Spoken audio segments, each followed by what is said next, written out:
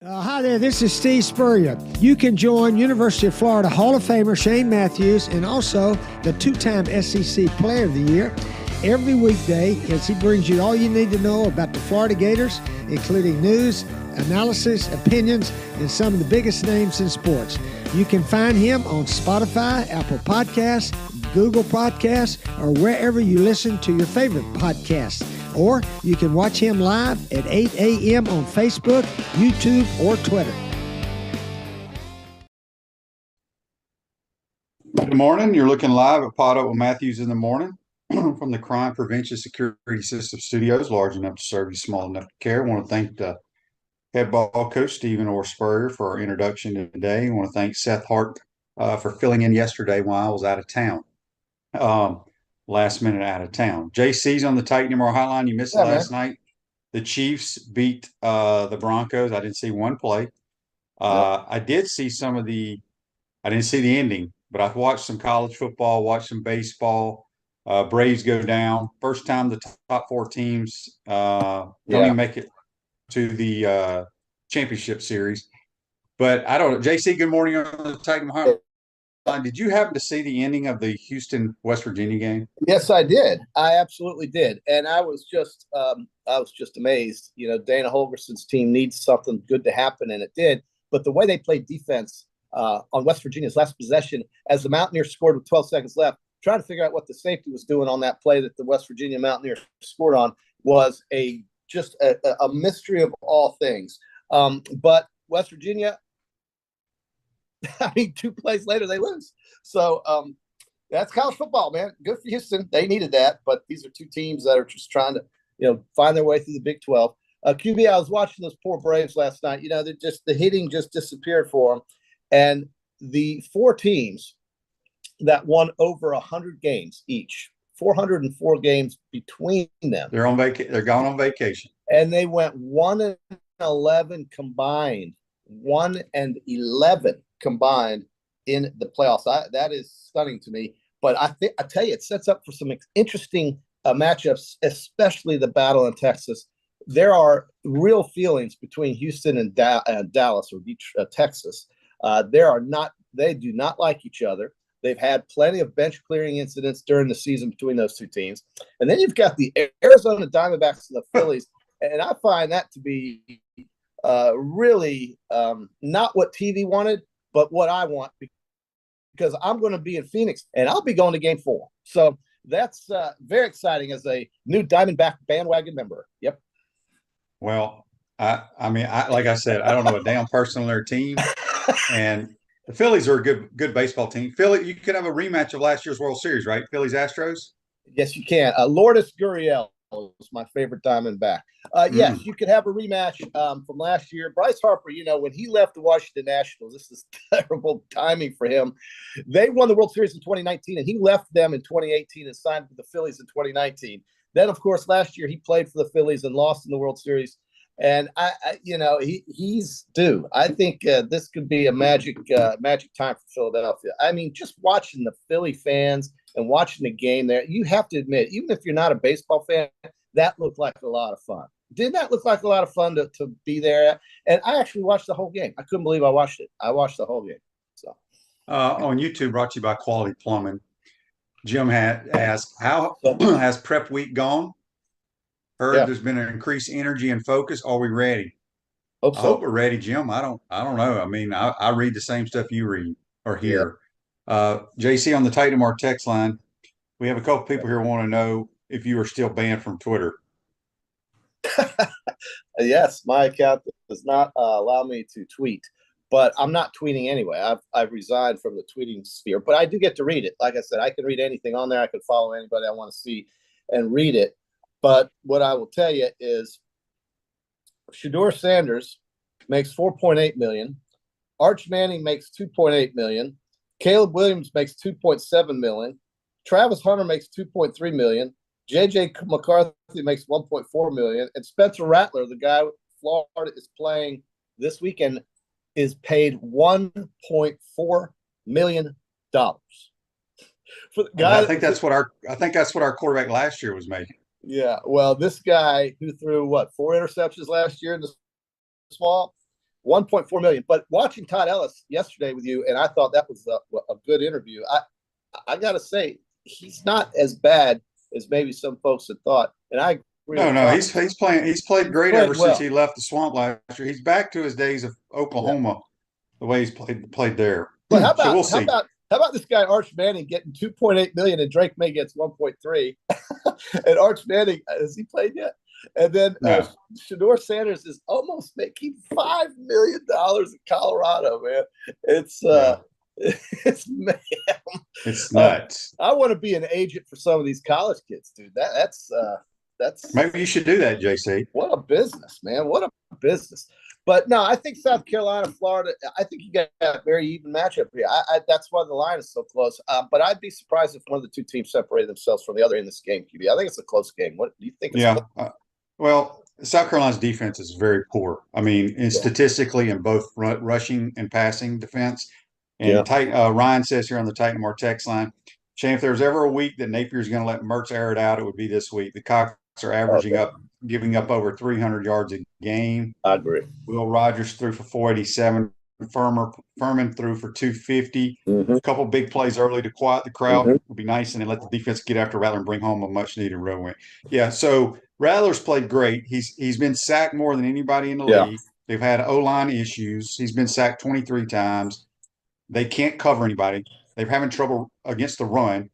All of it says Florida should run it right down their throat and throw it over their heads. But it's a road game, so until we do it, we got to see it. So Alan says on YouTube, no, I got so many things going on. It's Facebook Live brought to you by Milan. QBJC, it'd be great if you could get Batty on the show. I love the way he could mimic. Oh, that's Bates. He says a typo. I love the way that he can mimic that. Bates has been on my show 3 or 4 times. Bates is very busy doing his broadcasting, doing his paintings, doing his classes that he teaches at UF. That's cool. Bates has a lot of things going on, but he's been on here multiple times. Well, I mean, he's everywhere. That guy. He's the guy you want before the Tennessee game. But that's over now. Andy wants to know, will we see Aiden Mizell on Saturday? I don't know, Andy. I saw the depth chart just like y'all, and I was like, what in the hell is wrong with all these wide receivers? They don't get hurt in the game. When do they get hurt? Yeah. Andy Jean is out this week, so my personnel grouping ain't going to happen this week, damn it. But I don't know how these guys get hurt all the time. I really don't. I don't know. What are they doing? Are they pulling hamstring? Yeah, Aiden Mizell is the guy I was thinking about when I was giving you my 3-by-1. But I listen, just get the ball. Please get the ball down. Let Graham Mertz free him to throw something more than 9 yards, 10 yards, 11 yards, 12 yards. I want to see that, and I think we will, QB, because this is a game that Florida needs to not only win, but show us something before that Georgia game. I don't care, man. I want momentum going into the off week. Everybody does. Yeah, I agree. All right. Let's get to some of these texts on the Titan More text line. This is from Daryl. Says, good morning, guys. Congrats, Shane. Thank you, Daryl. Hopefully things will go better in Columbia tomorrow instead of what happened in Philly. Braves bats went cold. The curse of Freddie Freeman. Freddie cursed himself, too. In that series he played against Arizona, the future Hall of Famer gave us donuts for the Dodgers. But I don't feel sorry for the Dodgers. I loathe the Dodgers, so. All right, this is from Paul in Tallahassee on the Titan More text line. Good morning, Shane and JC. Congratulations on the Legends Award. Well-deserved. Longtime fan and listener, 34-year season ticket holder. Go Gators beat South Carolina. Thanks for the text, Paul. All right, this is from Hunt. He says, Shane, is there any art to the play-action pass? I thought Mertz saw the play-action really well on the second TD pass to Boardingham. It was a fake toss to Johnson on that play. I don't think there's a whole lot of art to the play action out of the shotgun. Now, when you're under center and run play action, there's a lot of hiding the ball handling, stuff like that. But out of the shotgun, I don't think there's a whole lot there. So, Greg wants you to know, JC, that maybe the Gators are waiting to air it out against the Georgia Bulldogs. Hey, Greg, if that's the case, they're playing their cards right, and maybe. They've been watching this show and decided, he's right. maybe we should just throw the ball down the field a little bit. Yeah, we got guys who can run. They got guys who can run, but our guys can get open. So let's see if that happens. Listen, you cannot beat anybody thrown underneath that they're going to be playing going forward. I just don't see it. Now, we'll see about South Carolina. That's not their best defense they're going to see in the next 5 games. Joseph says he's surprised Billy isn't redshirting Mizell no more than he's played him up to this point. You can't worry about redshirting anymore because the chances of anybody staying at one school more than 3 years is very slim anyway. Daniel says on Facebook Live, brought to you by Mellon Law, I saw a quote that Napier referenced Spurrier going deep more. Any chance of that? No. If you saw, well, what it is, I like Billy. I like Billy a lot. He kind of sometimes he'll joke around with the media, and it was at his presser the other day that he said that his wife asked him, "What do you think about Coach Spurrier saying we need to throw it deep more?" And I forgot what Billy's response was, but his wife brought it up to him. So she's listening, QB. She's listening to the show. You think she's listening to the show, JC? And not just this one, but I think many Florida podcasts that might be out like there. I said, throwing it deep, you only have to do it 8 times a game. 2 times a quarter. 2 times a quarter. There you go. And if you hit one, great. If you don't hit either one, who cares? Well, how about a scissors route and throw something down JC, you just don't call a scissors route, just call a scissors route. It has to be the right coverage. I want to see something 25 yards right coverage. Okay, QB, I get all that. I'm not talking about defense coverages and shit. I'm talking about getting the ball when the opportunity arises at the line of scrimmage and calling a play that advances us that way. And he did. He called the inside slot fade to Ricky, and Ricky, we just missed it by 1 yard.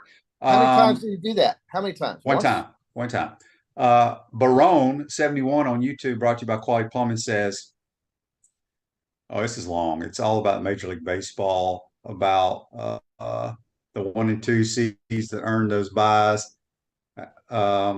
He's telling the Major League Baseball what they should start. We'll get to that later. All right. Nora wants to know in here, JC, have you tried Max drive-through burgers on Main Street? You know what? I might just do that today. Thank you. There you go. And Andy says Billy's wife can call the offense and she can overrule any decision. That's probably true. Well, look, she'll be there. She can. I don't know if she'll be there or not. She was in Kentucky. She may not go again. Yeah, usually she don't. Nowadays, it's weird because I know that back when I played, Coach Jerry went to every game. She was on the plane with all of us. Oh, yeah. And then when I started traveling with the team, Megan Mullen wasn't on the plane all the time, or she wasn't at every game. And then Billy's wife doesn't go to, but Billy's wife's got a bunch of kids too. Yeah, so. Kids everywhere. Sometimes it doesn't work out. That's totally understandable. But I think she's got a cell phone. He's got a cell phone. Text. There you go. Mom's calling play. Mom's calling the play. Roseburg State Farm offers a team of dedicated insurance professionals ready to help life go right with the right insurance options for you and your family. Visit ogreinsurance.com. Give them a call at 352-240-1779. I have the best idea in the world, JC. For NIL purposes.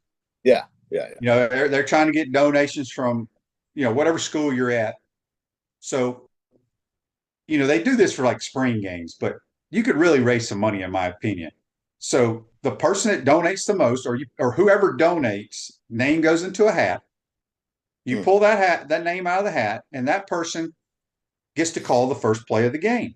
Yeah. Now, they don't get to design the play. You give them like 4 choices or 5 choices, play 1, 2, 3, 4, 5, maybe 3 runs and 3 passes, and say, okay, John Cornell, you won the pot. So you get to pick the first game against South Carolina. And you say, okay, I want play 4. And you get to call play 4. Don't you think that'd raise some money? I'm all for it. I think it's interesting. I think it's different. I like thinking out of the box that way. But QB, on a serious note, really, with this NIL thing, boosters have a fixed amount of money they're going to give. And the biggest question boosters get, QB, you want to know what it is? The question is, where do you want me to send this?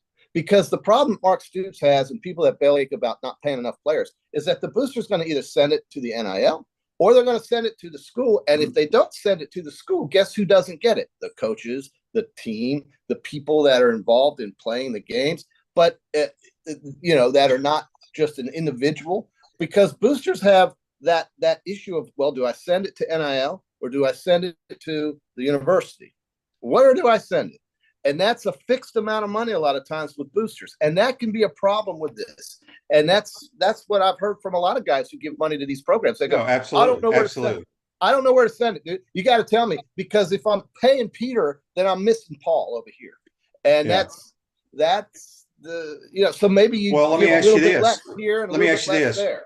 And just so everybody knows, we're going to have Heath Klein from the Chuck Oliver show, who used to cover the Gators and the Gamecocks. He's going to join us in the second portion of today's show. So, JC, if you were a big-time Bull Gator, or let's just say you were a big elephant, or where the hell y'all call it at Alabama. I do give some. Would you prefer the millions of dollars that you gave to the school to go to NIL or to facility or program upgrades? So example, let's just use Florida example. You got Gator Boosters, or you got the what is it called? Florida Victorious. Where would you give your money? I'm just curious. Yeah, I would have to consider splitting it, or if I had the choice and that said it had to go one way or the other, it would go to the university. It would go to the facility upgrades, the things that create that allow the program to live, because these players are here and gone. I'm not renting. I'm not letting my money rent a player, even though I know that that's the world we're living in today. So I would either split it or I'd give it to the school and let the other guys play for the players. But that's just me. I mean, that's just how I would do it. But really, that is the question these boosters are getting. Here's a great question from Richard on YouTube, brought to you by Quality Plumbing. He says, so Shane, I support Gator Sports by purchasing season tickets for football, basketball, and baseball. I do not contribute to NIL funds. Do you? If so, why? Or if why not, or not why? I'm a Gator booster in all sports. I'm a golf booster as well. I do not do the NIL. Right. Yeah. I'm not a believer in it. I know I'm like you. That's the way the world is. But I do not believe in buying players. I know that's what has to happen. I'm gonna let the guys that they give a lot more money do that.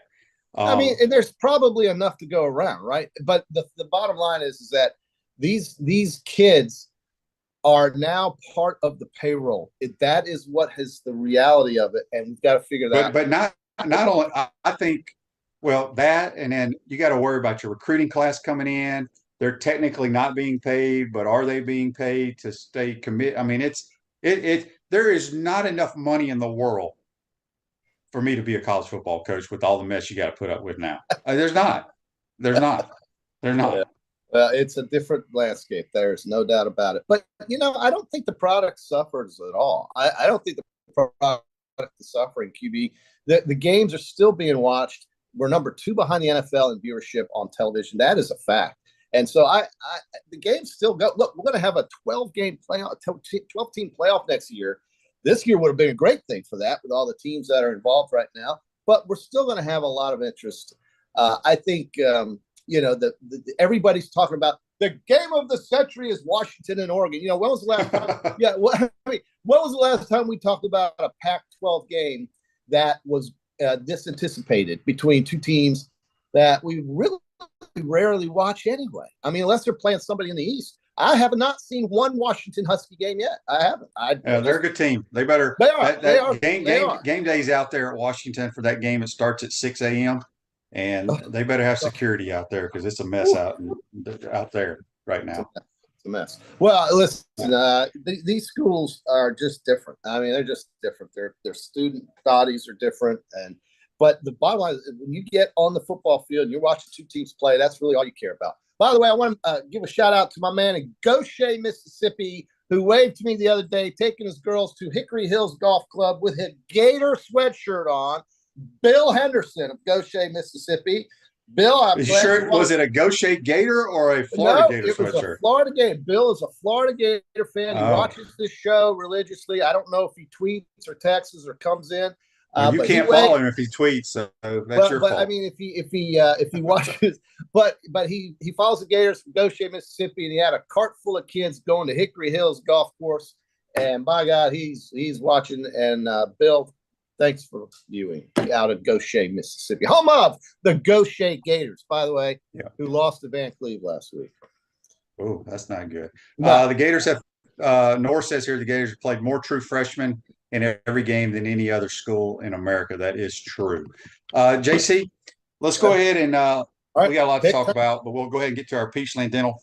Gator Nation's #1 choice for dentistry in Port Charlotte surrounding areas. Visit them at peachlanddental.com. We're going to do our picks. I stink.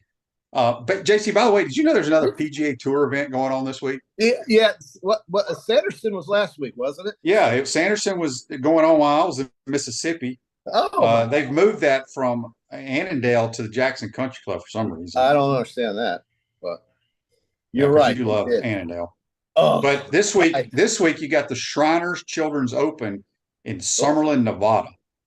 Bo Hostler's winning, by the way. He's 9 under par. That is in the Reno area. I think it could be in Vegas. I don't know. But I do not. I thought the PGA Tour had some time off, and they started when they went to Hawaii. QB, the big shots do. The big shots. Ju Young Kim's in it. Oh, interesting. Okay. Better known as Tom to y'all. Your favorite player on tour. Your favorite. I love some Ju Young. You do love that guy. You just think he's so funny. All right. He's hilarious. Well, he is. He's a good one. All right, QB. We'll start with Notre Dame's third straight nationwidely broadcast game that is a headliner. Big rival, Southern Cal at Notre Dame. Irish coming off a tough loss where they really got smacked around. It's tough. Third straight week, tough game for them, but they're laying 2.5 to USC. USC plays zero defense, and I still think they're going to beat Notre Dame. Yeah, Notre Dame. I mean, I'm a huge Sam Hartman fan. And I love Caleb Williams too. Sure. I just have a feeling, JC. For some reason, SC still can't stop anybody. Yeah. Don't you just get the feeling that SC? I mean, Notre Dame's going to make the game. I think it's supposed to pour down rain.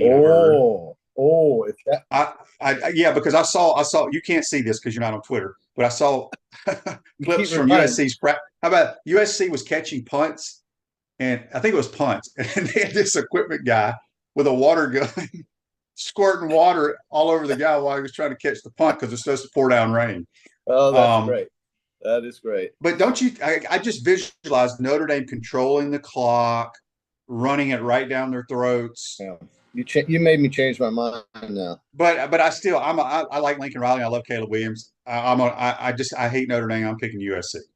Okay. See, now I just flip flopped. You talked me out of it. I'm taking Notre Dame, but I will take UNC as they play the Miami Hurricanes. Mm-hmm. UNC laying 3.5 in Chapel Hill. That number seems low to me. Miami.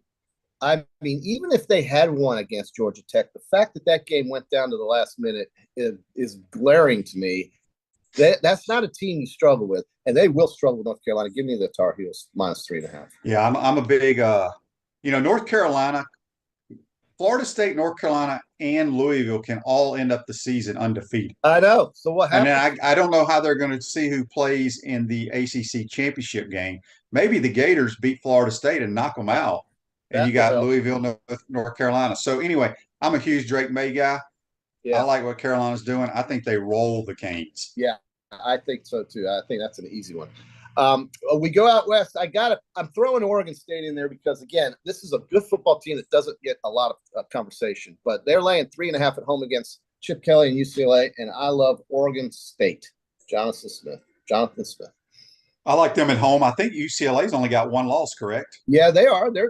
They're quietly that spread makes no sense to me either. I thought Oregon State would be favored by a lot more. I'll take the Beavers though. Okay, now the game of the century. Everybody's anticipating. Is this the Conference of Champions? Yes, the Conference of Champions. The biggest game of the year. Oregon with Bo Nix, the great former Auburn quarterback. Bo Nix, the Heisman Trophy candidate, and Washington out of Seattle, the football hotbed of America, where the Huskies are laying 3 at home with Michael Penix Jr., your Heisman Trophy favorite, along with Caleb Williams, the Pac-12 with all of the great quarterbacks in college football. Champions galore. these guys haven't won anything. They haven't won anything, but they're making really big headlines, and they've got good numbers. Washington's laying 3, and at home, that's an easy one for me. I think they beat Oregon by 10, maybe 12 points. Yeah, this is a big game. Washington has had a big game at home in a long time. Penix is playing outstanding. It seems like Oregon plays every game at home. It does, but this one's not. So they're on the road now. I'll take the Huskies with the home crowd. I agree with that. All right, now we go to Tallahassee, where the Seminoles are playing Syracuse. You know, your overrated Noles at 17.5-point favorites against Syracuse. They did not cover last weekend.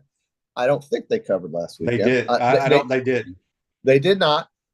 They've got Syracuse. I mean, you know, Syracuse. This is Syracuse always starts the year 4 or 5-0, and then loses 6-6. Yeah. But it seems like Florida State should beat them worse than 17, right? That doesn't make sense. You're taking Syracuse? Give me the big orange with the points. I think the big orange. Give me the orange. Orange. Give me the blue. East side. You're the blue. You want to be that guy, JC. You should be that guy. Hey, he's got big arms and good body. Missouri at Kentucky, dude. The Wildcats just absolutely humbled and thrashed by Georgia.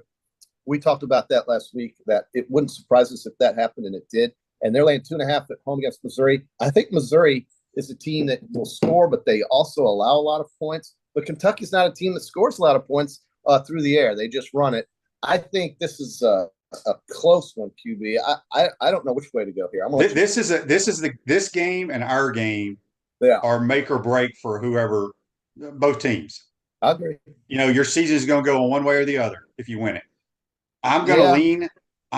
Missouri's better on offense, but I'm going to lean Kentucky with it being at home, but very close. I don't even know what the line is, but I'll take Kentucky.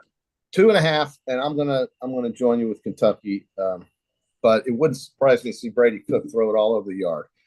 Auburn and LSU. For some reason, people think Auburn has a chance in this game in Baton Rouge.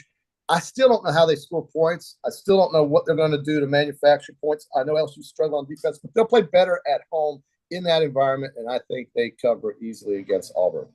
Well, I'm going to take Auburn because I read a stat, not that it matters, but you like trends, JC. It's something like LSU has not beaten Auburn by more than like 6 points in the last 6 games or something they played. Something along those lines. But Auburn's defense might be the best defense that LSU has seen all year. Okay. Now, LSU's going to score.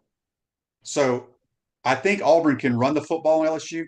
LSU wins, in my opinion, but I think it's going to be closer than the so-called experts think. That's a big number.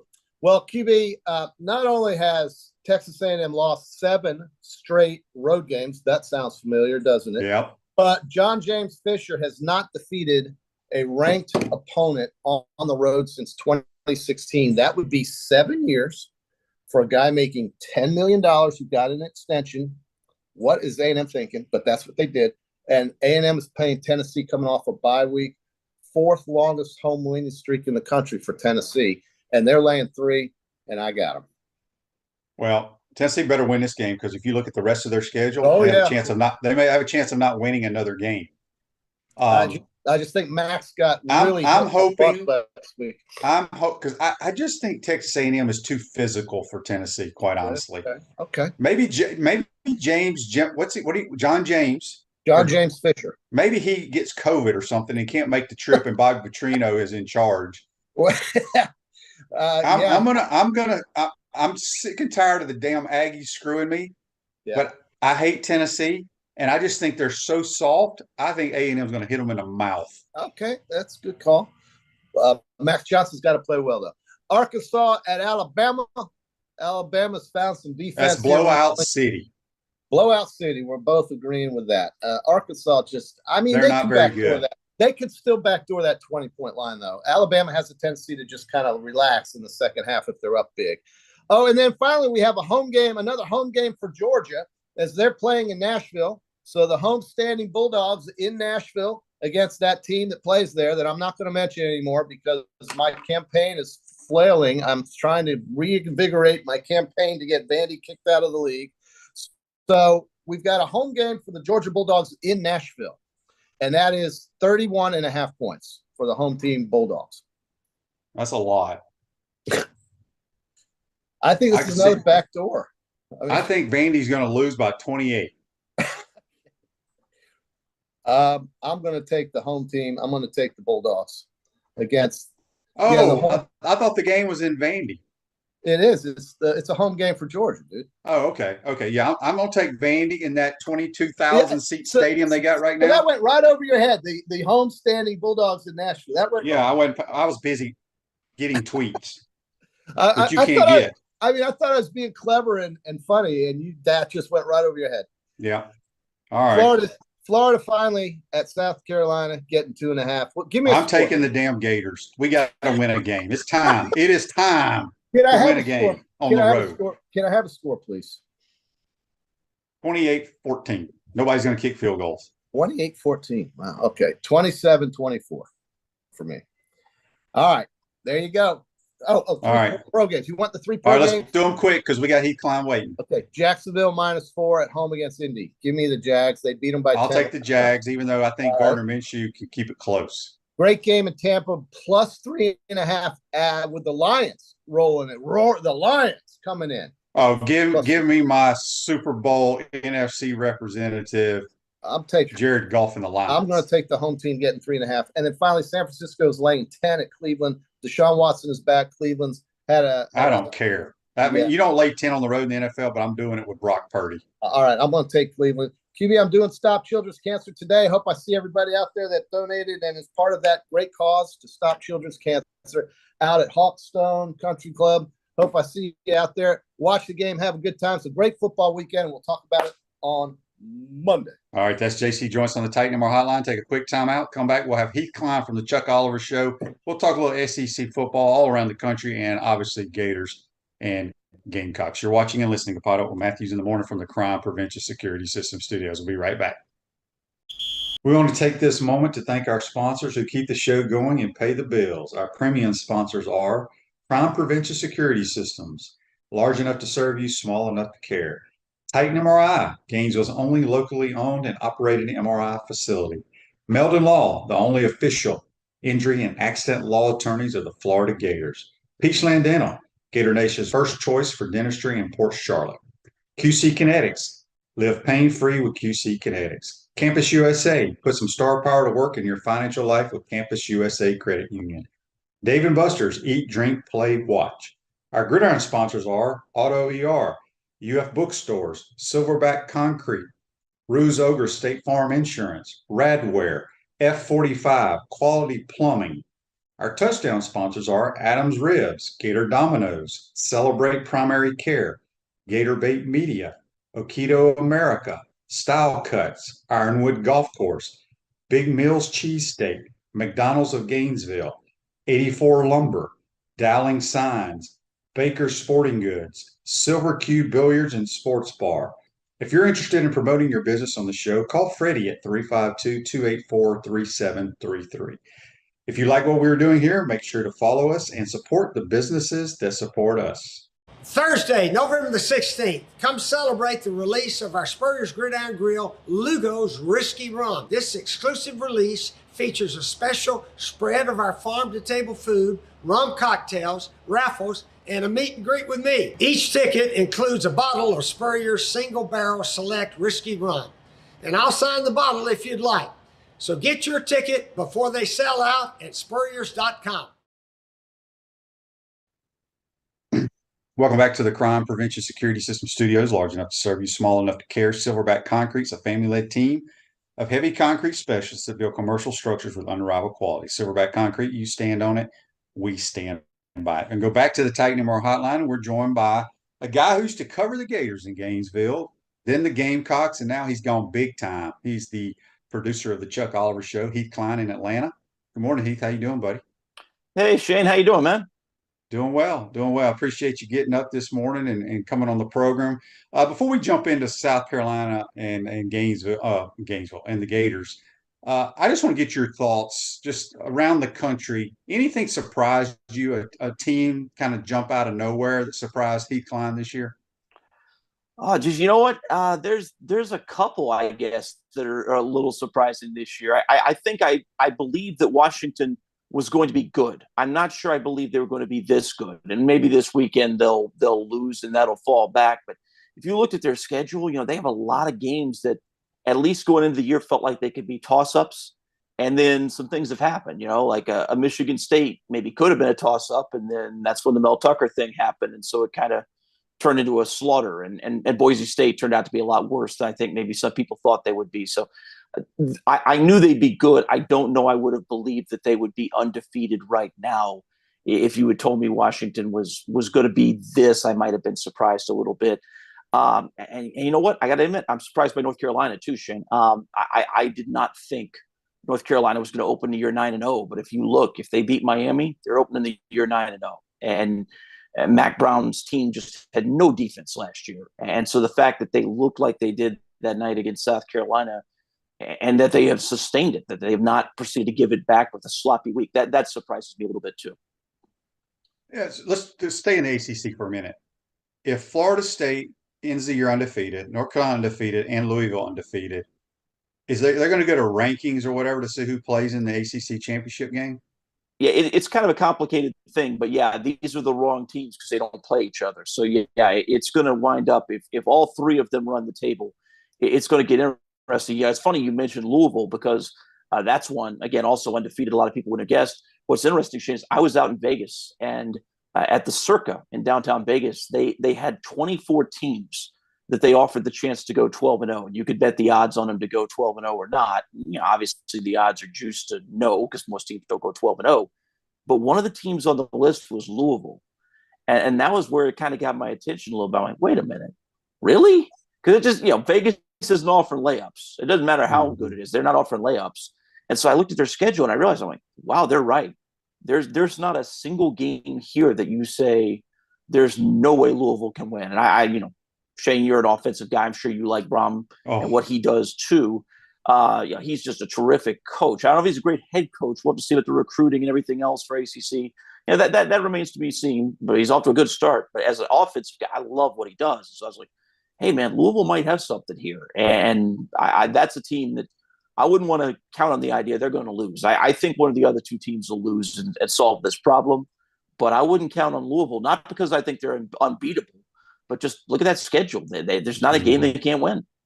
Yeah, I'm a huge Jeff Brom guy. I wanted him here before we had hired McElwain. I think the world of him. I think he was at Western Kentucky at that time. Andy's got a question for you, Heath, here on Facebook Live, brought to you by Melton Law. Says, Heath, what was your take on the Georgia Tech win at Miami? Just absolutely dumbfounded. I mean, look, all the credit in the world, obviously, to Tech, because they have to make the plays in the first place. Even if you miss Miami, just stop Georgia Tech. Shane, one of the things I do here now in Atlanta is I cover Georgia Tech for 680 The Fan when I'm not on the air on Saturday. I go over there and I cover their game. The week before, I had watched one of the more I've ever been to. They were up 14-0, then proceeded to give up 38 straight points to Bowling Green. And it was like they forgot how to play football at all aspects. I mean, they had special teams botches. They had defensive lapses left and right. The next week, that same Bowling Green team didn't even score a point against Miami of Ohio. They've been in single digits against everybody who was an FBS team all year, and they scored 38 in a row at home on the road, but at home for Georgia Tech, 38 in a row. The idea that Miami could find a way to lose to that Georgia Tech team is just incredible. And now, how do you respond to that? Because if you look at Miami these last few years, once they lose a game, they start losing a bunch of games. Last year, you lose to Texas A&M, to lose to Middle Tennessee State the next week is like a 3-touchdown favorite. So I'm fascinated to see in a week where it's really clear, hey, the coaches screwed the pooch, but also the players have to know, just defensively, Shane, you can't let that guy get behind you. It doesn't matter what it takes. You cannot let a dude get behind you. And so with those guys having to honor, it's not like you just blame the coaches. Some of it's on you. And so will they answer the bell? Will they show up against North Carolina? Because in 3 of the last 4 years against North Carolina, that's been a 3-point game. There's not some massive talent difference, but one team is playing well and with confidence, and one team did that. And I am fascinated by that game this week. Yeah. 1966 HBC beer available at Spurrier's Gridiron Grill, Gator Games in the Swamp, and select retail outlets. Crisp American Lager. That's 1966 HBC beer. Speaking with Heath Klein from the Chuck Oliver Show here on the Titan MRI hotline. All right, let's go to the SEC. It looks like we're about midway through the season. It looks like we're on a clash course again in Atlanta. The last year of the East and the West of Alabama, Georgia. Outside of those two teams, I think Saban's done a great job with his team. Who is your teams that have not played as well as you thought they were to this point, and who's played better than you thought, Heath?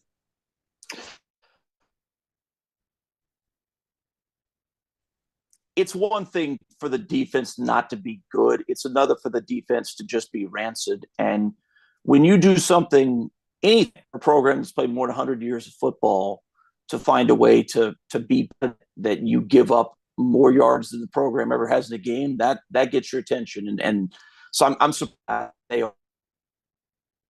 I really thought Kentucky would be better than they are. And I'm sure somebody who's listening said, hey, dude, they've only lost a game. It's to Georgia. How high are your expectations? What's wrong with you? I get it. And obviously people who saw them against Florida think, well, Kentucky's all world. Look at those other games, Shane. I mean, they took forever to get going against Eastern Kentucky, only beat them by 10, slow start against Akron. For whatever reason, again, they were ready for the Gators and they just absolutely put the hammer down. But Devin Leary has not been what they thought he was going to be. I think the belief there was add a quarterback in, change back to Liam Cohen, because 2 years ago things had gone well with Cohen as an offensive coordinator. Just put a better quarterback in, or at least an experienced quarterback in compared to Levis. And with those receivers, Key and Brown, I mean, those guys have talent. But I haven't looked at the stats this week, Shane. They had the highest drop rate of anybody in college football going into last week's game. And that, I just wouldn't have guessed that. So, look, record-wise, Kentucky's exactly where you thought they'd be. I just thought as a team, I'd be more impressed with them week in, week out than I've been. And look, Alabama, credit to Saban. We all know about the story and what's happened there. I'm curious about what exactly, though, is going on with Texas A&M. Again, they won the game last week against Texas A&M, but if you watched A&M and you watched Alabama, Shane, that didn't feel like a talent loss. You're going to lose to Alabama a lot of times on just pure talent. That's not what last week felt like. And yet again, you've got the 10-year, zillion-dollar contract guy making conservative decisions, making baffling decisions. I mean, you can't call a timeout and then kick a field goal. You just cannot do it in that situation. And so I guess I'm just surprised how many SEC teams as a whole, even the ones with the records are okay, just don't impress you when you watch them. And that's the biggest thing. You and I have seen so much of this conference, and obviously you played it. You know what it's about.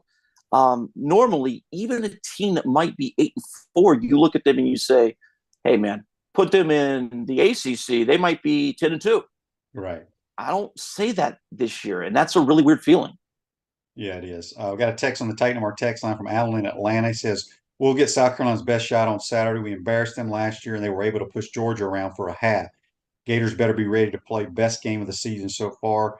I'm still looking for alpha competitors on this team. This is a must-win. I agree. All right, so let's go to Columbia. South Carolina coming off a bye. They sit at 2-3. Spencer Rattler's played really well since the debacle in the Swamp last year. He's played good football since then. This is kind of a must-win game for both programs. Heath, wouldn't you agree? Kind of take you in the right direction the rest of the year? Yeah, that's the thing. South Carolina's kind of like we're talking about with Kentucky, Shane. South Carolina is exactly where you would have thought they would be. Maybe you give them North Carolina, but they were the underdog in the game. And you're not expecting road wins against this year's version of Tennessee or this year's version of Georgia. So 2-3 is not particularly surprising. But what is surprising is that the offensive line has just been horrible. I mean, there's never a time. Look, I covered South Carolina for 15 football seasons.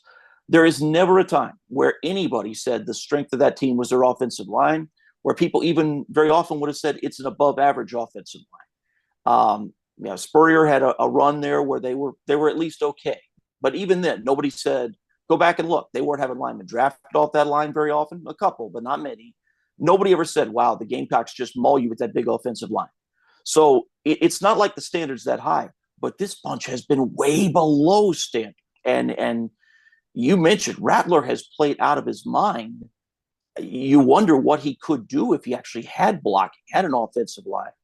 And so you look at that, an offensive line that cannot reliably block so far this year, a running back that they were trying to fill. Marshawn Lloyd got bought by the Trojans, and so they're trying to fill it with a mixture of guys that none of them are SEC caliber right now. At least none of them demonstrated their SEC caliber.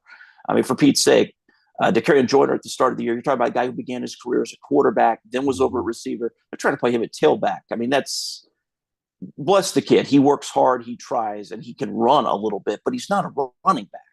And so now they're going with a kid that was a D2 transfer from Newberry. I mean, you just don't have a running game. And then you lose Juice Wells too, basically for the whole season. He played one series against Georgia and scored a touchdown, but this is a guy a lot of people thought was going to be a Biletnikoff Award candidate, and he's barely played. And so when you can't block and you don't have an established tailback, you got a superstar quarterback, and you got a guy in Xavier Leggett that, Shane, he's developed so much. When he came in, I mean, he's the classic guy that you recruit out of high school because he's a great athlete. And, on his high school team was the quarterback, run the ball every play from the quarterback position, just a classic athlete.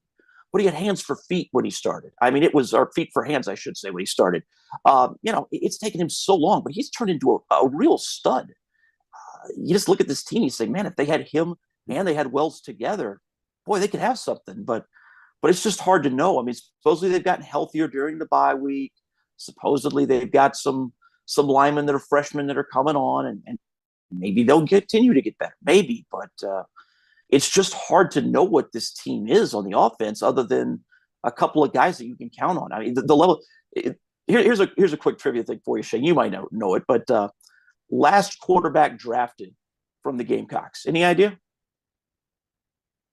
Whoa. Not last quarterback to play in the NFL, because like Connor Shaw started a game for the Browns. Yeah, I don't think Connor Shaw was drafted. None of Spurrier's guys were drafted. It would go back. Would it be Kenny Hill? I don't think got drafted. Would it be Todd Ellis? Nailed it. Look at this man, folks. Shane Matthews knows his quarterbacks. Todd Ellis was a 9th round pick by the Broncos in, I believe, 1988. And That is the last time a Gamecock quarterback was drafted. And that's even when you've had guys. Again, Anthony Wright had a decent career in the NFL. He was around for a bunch of years, but was not drafted. They've had guys make it as undrafted free agents. Dylan Thompson even got a cup of coffee for a couple of years. But they haven't had a drafted quarterback since 1988. And they've got one who unquestionably is getting drafted this year. First time in SEC. I mean, think about that. 30-plus years in the SEC, they've never had a drafted quarterback. And now you've got a dude that CBS Sports projected as a first-round pick in the last week. I don't know if they're right, but still projected as a first-round pick. And Shane, I mean, they don't know if they've got an offense. What are the odds on that? Yeah, that's nuts. Cedric says on Facebook Live, tell Heath I miss him on 107.5 The Game. Last thing for you, Gator. The Gators, obviously, they're kind of like South Carolina. I don't know what to expect. I mean, we can't win a game on the road. We won one last year at A&M when they had half their team was sick. I think they got really good skill players. I like the quarterback. I loved him in the summertime. I thought we were going to throw it all over the ballpark with our run game. Defensively, he's much improved. What have you seen from afar of the Florida team and what they need to do to win in Columbia? I mean, we all see the same thing on the road, and I'm as baffled as anybody. And I'll ask you, Shane, because this week I know Napier's made the comments about, we're going to try and get more sleep, we're going to change the time, we're going to go up there a little bit earlier. When you hear him say that, do you feel like he's just sort of trying to give them something to believe in? It's kind of like Dumbo with the magic feather, where you're not actually flying because of the magic feather, but you're giving them some, we're going to be better on the road because we got there earlier, or we ate at a different restaurant or whatever. Do you believe in that? I go on the plane with them, so we are leaving a tad earlier, not a lot, but I try to tell everybody, we travel and meet and do all the things that every team I've ever been on in my life, they do the same thing. Everybody does the same thing. I joked around on the broadcast last week saying we need to all take our own pillows and go sleep in the hotel with our own pillows. Maybe that helps. But, I don't know about their sleep or their preparation during the week, but travel, you don't want to get get to the ballpark too early on game day because then you're just sitting around in the locker room. So they are going to do that. So we'll see if that helps. But it feels to me like it's something where you're trying to give them something to believe in. It doesn't matter whether it makes any sense or not. Just sort of, oh yeah, we got there 30 minutes earlier, and now we're a totally different group of guys. Look, that place, Williams-Brice is going to be. It's still going to be plenty amped because that game last year was a humiliation. And look, in some ways, I will tell you this: some Gamecock fans are probably grateful for that game because it finally forced them to acknowledge what Marcus Satterfield was doing offensively was just disastrous and was not working. And so they let it rip the next couple of weeks. And, look, Gamecock fans still don't believe Marcus Satterfield even called those plays. There's never been any evidence anyone else did. But the fact it just forced them to accept that what they were doing offensively was a disaster, and that humiliation down in Gainesville really fundamentally changed the direction of this program. So there's an appreciation there. But at the same time, 2 years ago, I mean, look, Florida fans, I don't know if they appreciate it or not, but obviously South Carolina destroying the Gators 2 years ago is what kind of was the beginning of the end for Dan Mullen. So we've seen wild swings in this game where teams that do not look very different going in look incredibly different the last 2 years on the field. And so I expect an amped up crowd. I do think they're healthier, and Shane Beamer has shown with a bye he can come with some interesting new wrinkles. I don't know personnel wise. The one obvious one would be if somehow Nicholas Harbor really emerged as a factor, but nothing you hear has indicated that he's ready for that. He's a spectacular athlete, but he's trying to learn to play the receiver position, and it's going to take some time. So I'm really curious to see what kind of things they could do. I'm interested in the special teams too, Shane, because if there's one thing South Carolina's phenomenal at, it's special teams. Yeah. And Florida has been a disaster, as we all know. Finally, last week they didn't have one, but I don't think you look at that and say, hey, they've solved the problem yet. So the combo of what South Carolina can do on special teams and Florida's issues there and the road mystery, I'm fascinated by this game. You could not get me to bet this game. I don't care what stat you give me. There's no way you get me to bet this game. This thing could be anywhere on the board because we have no idea what South Carolina even is. Yeah. That we know that they lose to ranked teams, and we know they beat non-ranked teams. Well, now we'll find out maybe what they are. Yeah. All right. Last thing real quick for you, Heath, before you get you out of here. On October the 13th, today, your 14 playoff. Okay. Boy, let's see quickly. Okay. Well, I'll say Oklahoma because they beat them once. So I'll give them credit and assume that they'll beat them again. So Oklahoma for the Big 12. Because I don't see anybody else getting Oklahoma before Texas in the rematch. So I'll give them credit and say that they win it again. I'm going to go ahead and go with Oregon out of the Pac-12. I'm really impressed with Washington, but I like what Lanning's doing. So I'll say Oregon doesn't give it back later. And, look, I can't trust the Trojans with that defense. Sooner or later, they'll pay for it. It's just a matter of when. So I'll say Oregon makes it from the Pac-12. Oklahoma, I can't pick against Georgia until proven otherwise. So Georgia, and for the ACC and the Big Ten, geez, I just feel like the Big Ten, a lot of them are going to beat each other. I like Penn State. I don't believe in James Franklin to go undefeated, but I believe they can win one of those two. Everybody treats Michigan like it's a given.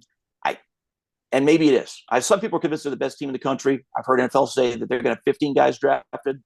And maybe that's true, and that'll be super impressive if they do. But I just feel like there's got to be some consequence to not playing anybody until November. And so I feel like maybe they just drop one. That's all it's going to take, I think. So I'll go ahead and give it to Ohio State out of that division and feel stupid about it later and say that the ACC gets left out. That's what I'll do. That all the ACC guys take each other out. So that's what I'll go with.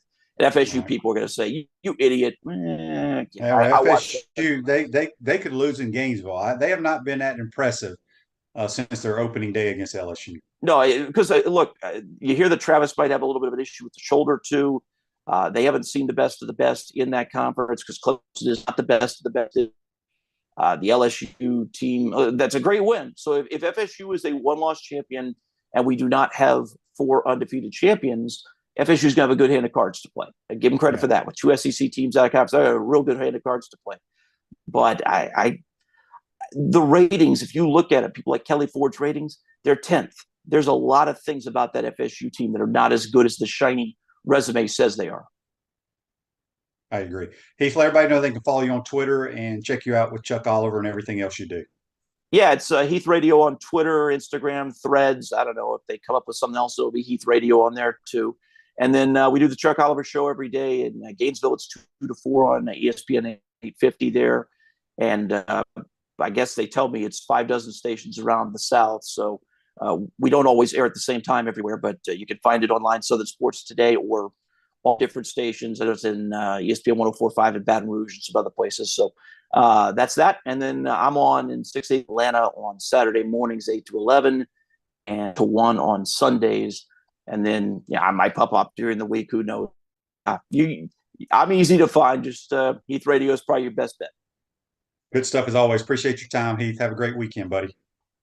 Thanks, Shane. Appreciate it, man. As Heath Klein joins us on the Titan MR Hotline. Last thing before we get out of here, on YouTube, brought to you by Quality Plumbing. Clint says, Shane, what's a good day on the golf course for you? What range do you typically shoot? I usually try to play Friday, Saturday, Sundays, depending on travel with Gators at the UF course with my group. I'm a 4.6 index, so I shoot anywhere between 73 and 78 on a regular basis. We play real golf, put them all out, count them all. So anyway, that'll do it for this week. Hopefully we can recap and have a good weekend with the Gators winning, and we'll recap